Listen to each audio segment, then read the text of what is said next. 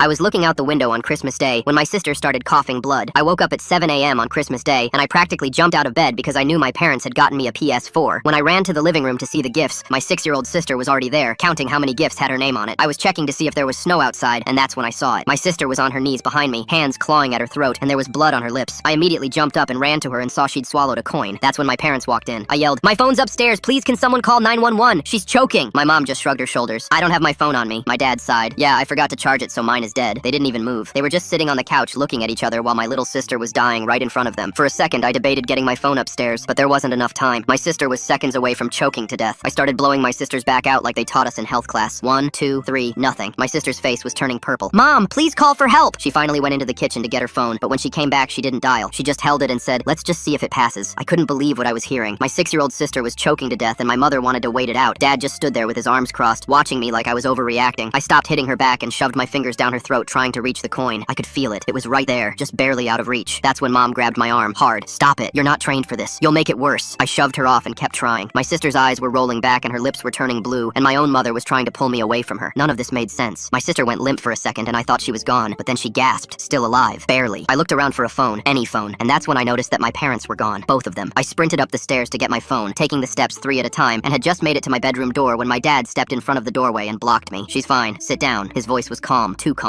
I tried to push past him and he shoved me backward. I stumbled but caught myself and ran back to my sister. I got my fingers in her mouth again, reached for the coin, almost had it. I breathed a sigh of relief. For a second, everything was okay. For a second, I had just saved my sister's life. Then I felt it. My mom came out of nowhere and her elbow slammed into my arm. I felt the coin slip deeper. My sister's breathing turned into this horrible, wet, rattling sound. I was crying now. "Please, please just help me. Do something. Your daughter is going to die." I expected them to finally help out, or at least just stop trying to sabotage me. Instead, my dad grabbed me by the shoulders and dragged me away from my sister. I screamed at the top of my lungs, "Get off me!" I kicked and tried to break free, but then Mom grabbed my arms from behind and pinned them to my sides. "You're hysterical," she said. "You're making it worse." I twisted hard and broke free. I ran to my sister and did one more thrust against her stomach. The coin moved. I felt it shift, and then Dad's hand closed around my collar and yanked me backwards so hard I fell. Mom stepped between me and my sister, blocking her completely. I heard my sister convulse once, then nothing. I shoved past both of them and grabbed my sister. She wasn't breathing. No pulse. I started CPR, screaming her name, pounding on her little chest. It was only when my sister went completely still that my mom finally called 911. Her voice was calm and steady. "My daughter choked on something. I think she's unconscious." The ambulance came fast, and as soon as the paramedics arrived, my parents started crying their eyes out, holding each other, performing grief like actors in a movie. Dad told them, "We tried everything. It happened so fast." I screamed, "They stopped me from saving her life. They let her die." The EMTs looked at me with pity. "He's the traumatized older brother, and now he's talking garbage," one of them whispered. The other one agreed. The poor thing must just be in shock. They pronounced my sister dead at 7:34 a.m. on Christmas morning. I later found out that my parents had planted the coin there because they knew my sister's life insurance policy would pay out $500,000 for an accidental death. I still don't know what to do.